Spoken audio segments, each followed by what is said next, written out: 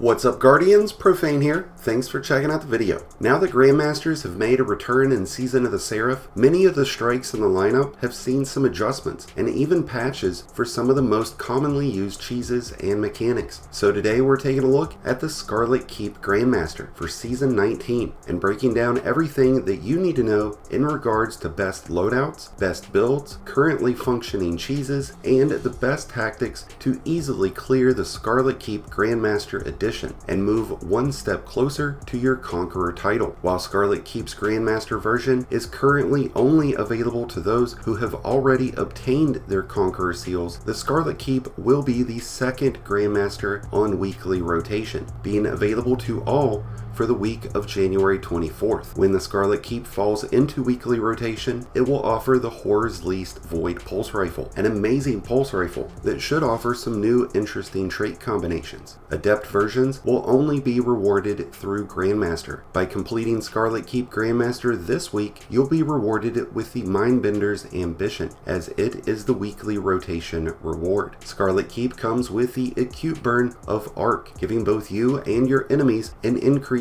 in arc damage, which will be something to keep in mind when it comes to loadouts and subclass options. There will be a total of 20 champions to contend with, 16 of those being anti-barrier knights, and the other 4 unstoppable ogres. Your enemies will utilize arc and solar shields. When it comes to exotic weapon choices, I recommend the use of Wishender, Arbalest, or Revision Zero, as all 3 come pre-built with the ability to pierce anti-barrier shields. Since there will be a lot of arc shields along with acute arc burn, Trinity Ghoul will make for a great option as well with anti-barrier bow mod. While it won't help with champions, don't discount the strength of the Cold Heart Trace Rifle, now that it's seen some upgrades in Season 19. The Forbearance with Unstoppable Grenade Launcher mod with Weakened Clear can be equally as effective. The Bastion Kinetic Fusion Rifle can come in handy against the Unstoppables, so will the Malfeasance. Storm Chaser Linear Fusion Rifle, the Hothead Rocket Launcher, the Wendigo or Anarchy Grenade Launcher, Thunderlord, Gallahorn, and even the Lament Exotic Solar Sword will all make for great heavy options. In terms of subclass choices, Titans will have a lot of success with a Thunder Crash or Behemoth build. Warlocks will have their choice of Well or Stasis, which I personally like using and having the ability of freezing mass amounts of enemies when they're bum rushing you in a Grandmaster. Hunters can help the team out throughout this strike by using a Void build with Omnioculus or the Gerfalcons. Otherwise, Stasis or Arc builds would be great alternatives. When the Scarlet Keep begins, you'll have to make your way through a few sets of redundant adds, along with one anti-barrier champion, before reaching the bridge to the Cathedral. As you approach the arena, 2 sets of adds will spawn in on each side of the terrace. This will include your first 2 anti-barrier champions. You will need to clear these adds out before moving on to the objective. After dispatching the champions, you'll need to obtain the orbs from both the left and right side wings, which are guarded by solar shielded wizards and arc shielded knights.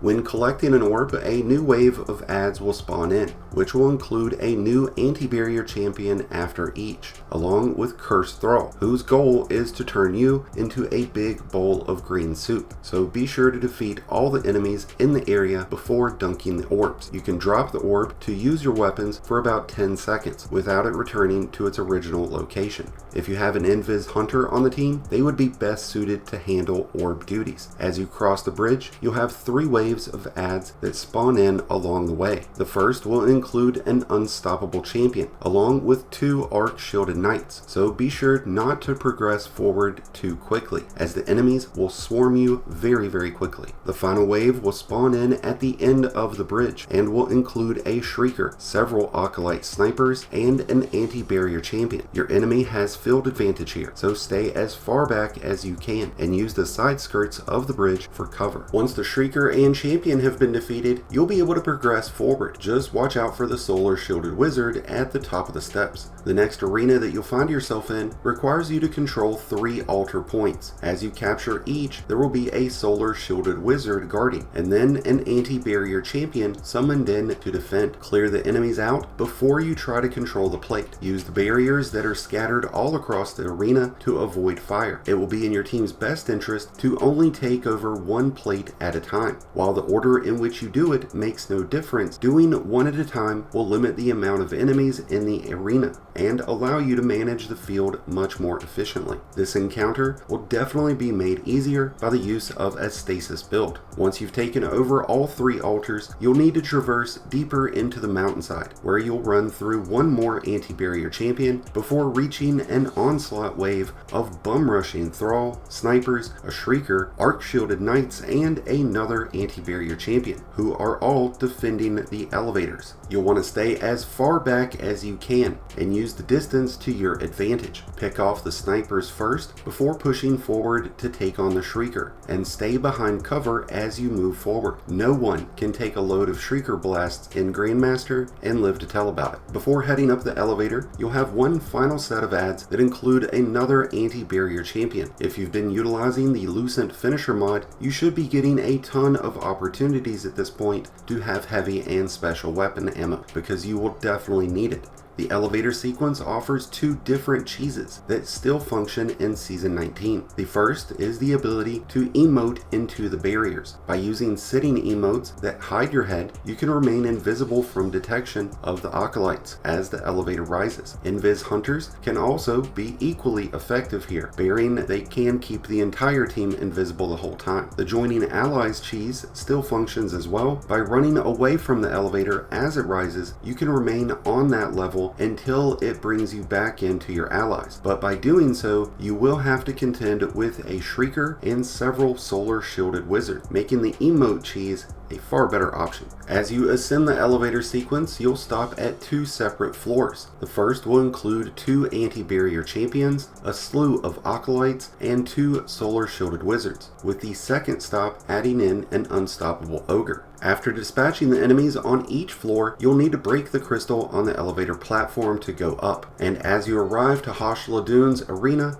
you'll have 2 solar shielded yellow bar wizards waiting for you. The encounter itself will not begin until you fire at these wizards, so if you don't have your super, take the opportunity. In seasons past, Guardians could run through the gates as Hosh Lagoon entered the arena, and use that to get to the top of the arena to avoid taking damage and have an overhead advantage. Sadly, that has been patched, keeping you pinned in to this very confined area with a massive drop-off on all sides. Hosh Lagoon will fire green blasts on the ground that will launch anyone within it up into the air, where she will then force push you to your untimely demise. Avoid stepping in these pools at all costs. Hosh Lagoon has 3 damage phases, and in between those phases there are terrifying waves of ads that come from the doors, which include unstoppable ogres, arc-shielded knights, acolytes, and thrall. As terrifying as these enemies are, they are bound by one simple dynamic. They are dumb as bricks and can be easily herded like sheep, so it will be best for you to rotate from left to right side using the large pillars for cover as the enemies spawn in. There are several lamps posted on the back sides of these pillars that you can use to avoid some incoming fire. If you get too overwhelmed or are attempting this solo, you can use the ledge off from the back middle of the room to hide behind and use the rubble to provide cover. The enemies will funnel to your position, but this provides an amazing cheese spot to avoid a team wipe. But because of its limited space, it is not something I would recommend 2 and 3 people trying, as you're far more likely to fall off. It's better for one person to hunker down here and fire off Anarchy or Witherhorde blasts and pick the enemies off slowly. This is another encounter that would immensely benefit from the use of a stasis build. Since enemies will be triggered at the end of Hosh Lagoon's damage phases, you want to take time to build your super back up in between each phase, so that you can use it when the enemies spawn in.